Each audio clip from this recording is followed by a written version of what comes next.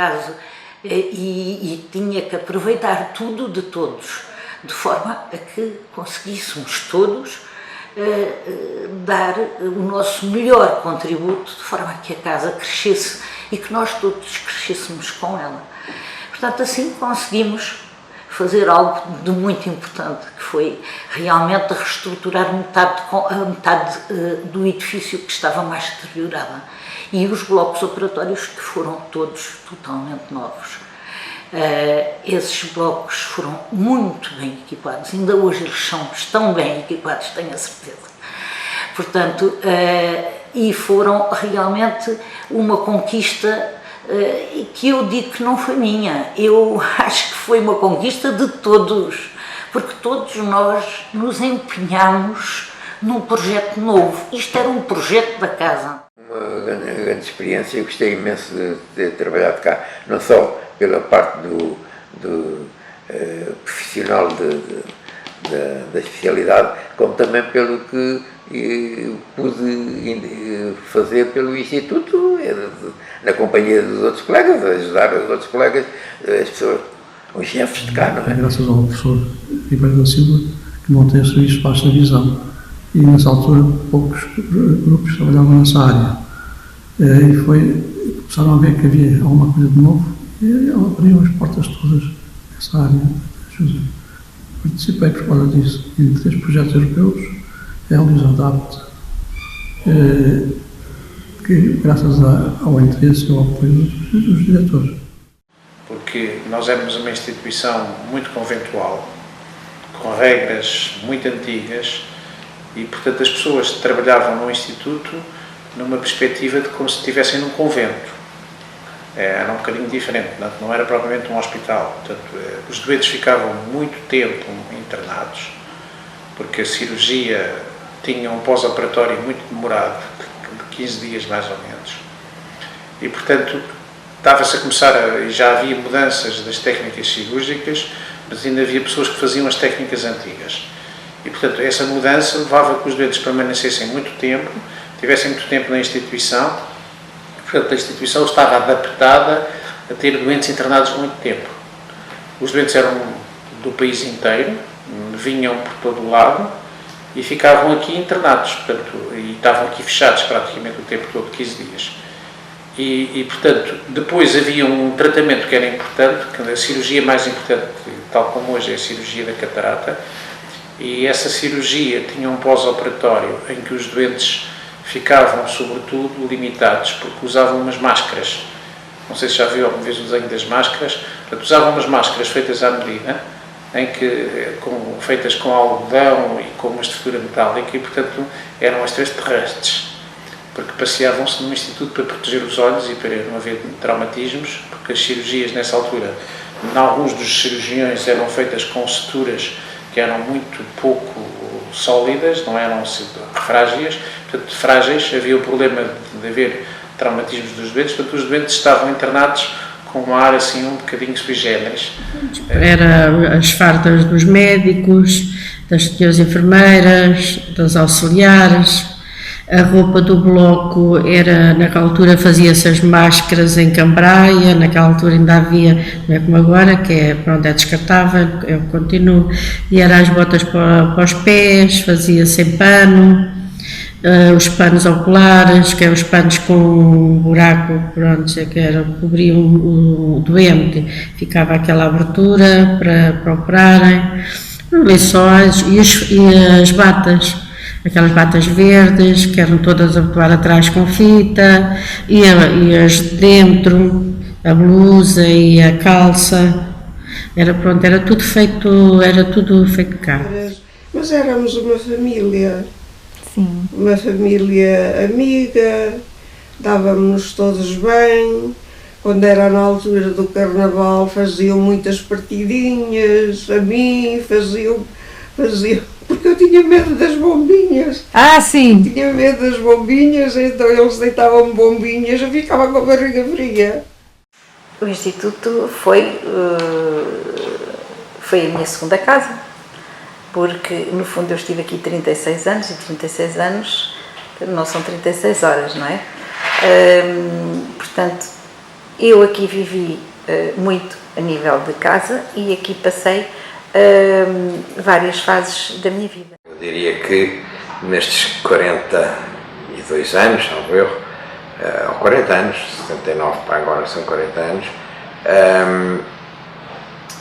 vi passar um instituto, uma casa do século XIX para o século XXI, sem sombra de dúvida. Recordo quando cá vinhamos, tudo se passava muito arcaicamente, começando logo porque parte das enfermeiras nem havia.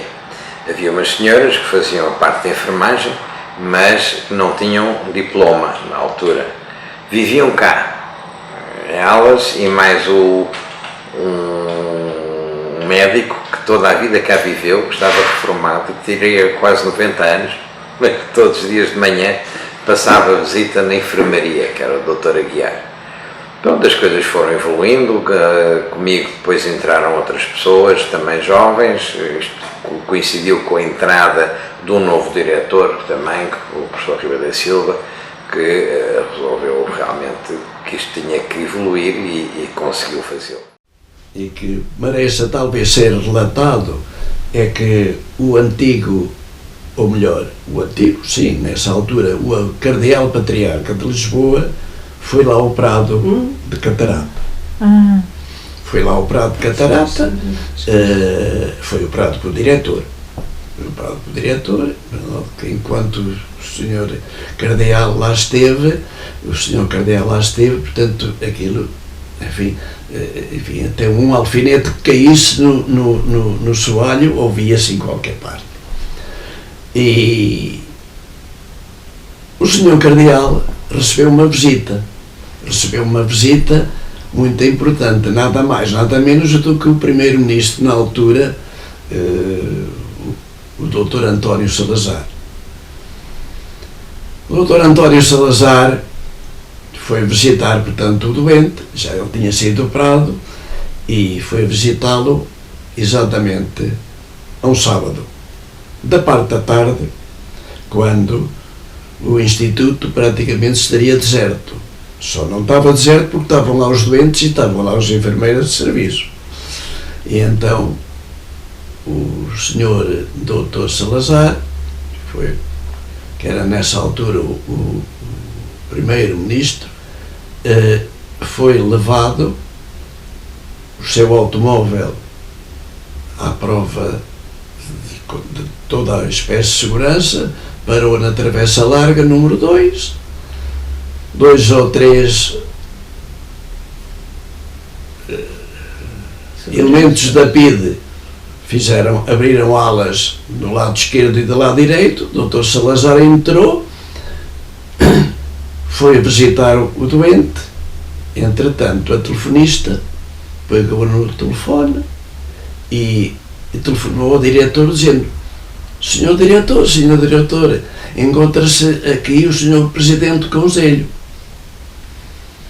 O diretor chama o seu motorista, mete-se no carro e vão a toda a brida. Quando chegaram ao Instituto Gama Pinto, o Dr. Salazar já tinha desaparecido. A gente, para se namorar, era assim às escondidas. Foi às escondidas, depois agarrámos e tratámos do casamento, tudo às escondidas. Tratámos do casamento e de maneira que, então, disse, olha, ele é que me disse: ó Fernanda, vamos casar. Eu disse: vamos, mas como é que pode ser? Então a gente nem se pode se namorar e vamos casar. E dizer assim, de forma, olha, íamos arranjar as férias, as minhas a quando as tuas. Arranjamos as férias e então, e depois vamos passar as férias à tua terra. Foi assim, e depois, às escondidas. E assim foi. Nós agarramos. Ele tinha cá uns primos que moram ali em Sapadoras. Casámos na igreja de Santa Engrácia, foi para a igreja mesmo, casámos na igreja de Santa Engrácia, aqui ninguém soube nada, e depois agarrámos, seguimos logo para a minha terra, casados. Depois Ninguém sabia, aqui ninguém sabia. Ninguém, nem minha colega, nem nada. Ninguém sabia. E nós já estávamos casados. Numa altura, passados uns anos, porque a gente nem podia ter filhos nem nada, porque senão eu não tenho filhos, porque senão tinha ido para a rua. Em março de 1995, que entrei para os quadros, na altura quadros de pessoal do Instituto Gama Pinto, e nesse momento fui recebida e acolhida. Na altura era o diretor clínico Dr. Mâncio dos Santos e a enfermeira-chefe era a enfermeira Ana Berta Cerdeira, que fez-me, a mim e às colegas que vieram nesse concurso, fez várias entrevistas e identificou, não sei bem o quê, considerou que era uma pessoa adequada para um projeto na área, na altura da subvisão. Fez-me essa proposta de integrar uma equipe multidisciplinar na área da baixa visão, em conjunto com o Dr. Fernando Bivar, e que eu inicialmente achei uma proposta um pouco estranha, porque não vinha do hospital, vinha de um serviço de cardiopneumologia do Egas Muniz, e fiquei assim um bocadinho receosa com aquela envergadura de tal coisa e de tal proposta. Mas aceitei, achei que era um desafio e decidi então receber de braços abertos essa iniciativa do Gama Pinto, que pela primeira vez iria ter enfermeiras na área da reabilitação. Seríamos eu e a enfermeira Maria José Acabado, na altura, minha colega de trabalho, que seríamos as pioneiras nesta área.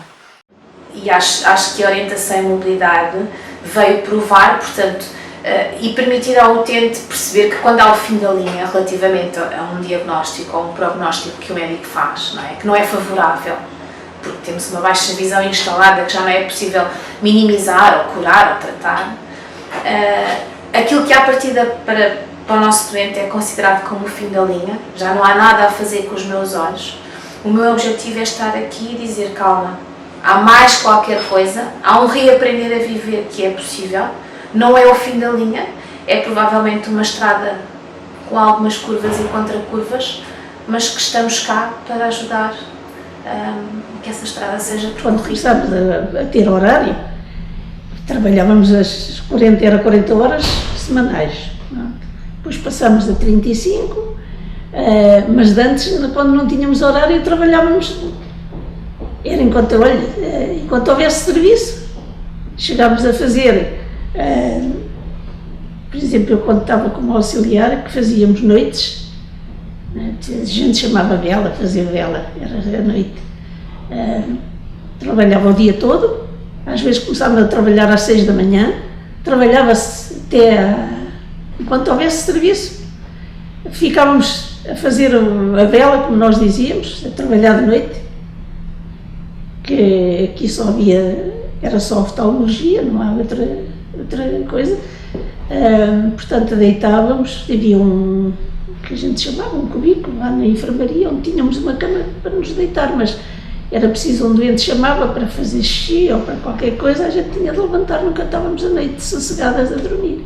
Digo às vezes em conversas com outras pessoas que eu estou bem, você está ótimo, está bom de saúde. Eu disse: olha, foi a vitamina que eu recebi no Gama Pinto, que tive a felicidade de ir para lá e apanhei gente muito boa, de tudo que havia, era tudo bom.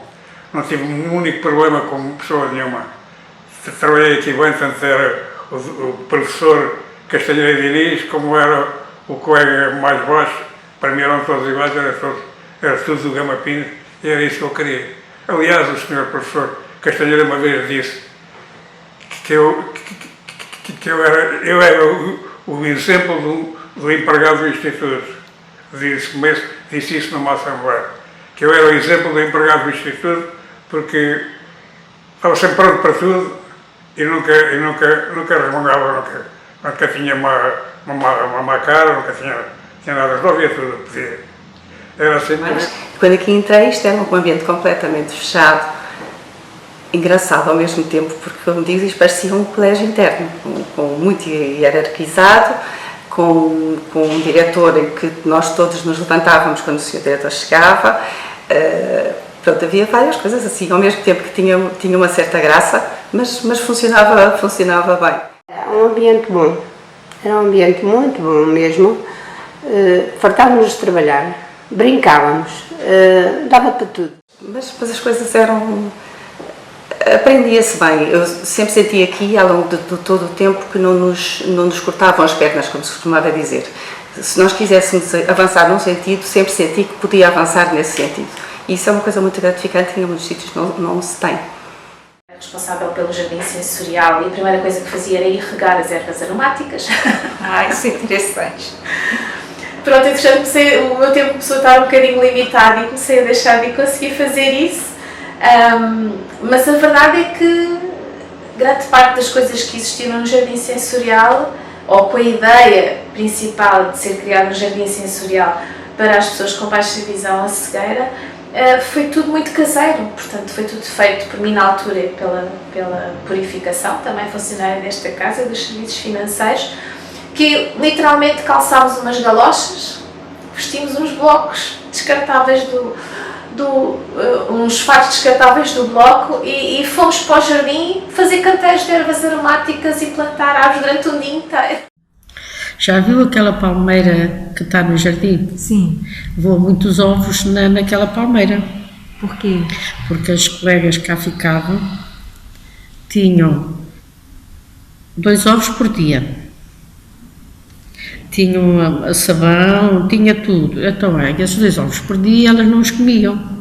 Então punham-se no refeitório, onde é a cozinha, punham-se na varanda a ver quem acertava na palmeira com os ovos. Os ovos cozidos? Cruz. Então não chegava nem a cozinhar? Depois nem chegava a cozinhar, pronto, nem chegava a cozinhar, pronto, e assim. Aquilo elas não comiam 2 ovos por dia, pronto, as cá ficavam, tinham manteiga, tinham açúcar, sabão para elas e 2 ovos. E então os pratos não eram de louça, eram de alumínio. E a gente, de tempos a tempos, tínhamos que esfregar aqueles pratos com aquela palha de aço fininha para ficarem brilhantes, porque senão ficavam escuros, aquilo feios. O carvão acabou e puseram a gasóleo e tínhamos que ir descer as escadas, que ainda estão ali, que é naquele portãozinho que está ali. Tínhamos que descer as escadas cá em baixo na nossa carruaria. Tínhamos que dar a manivela para o gasóleo vir para cá para cima. Sim.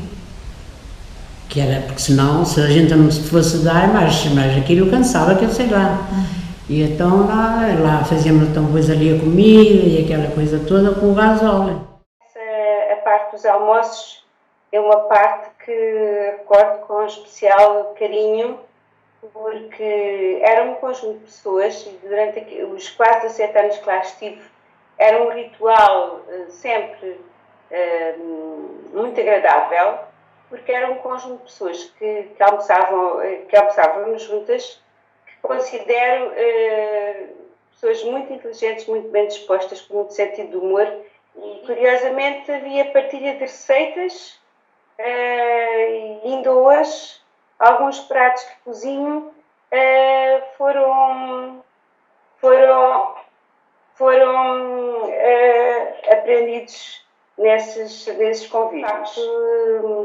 Para mim, que trabalhava muito isolada e trabalhava na CAF, aqueles almoços eram muito simpáticos. Esse pessoal todo, eram as cozinhas, eram as enfermarias, a limpeza, essas coisas todas, quer dizer, tinha que dirigir esse pessoal todo, percebe? Portanto, o meu trabalho era esse.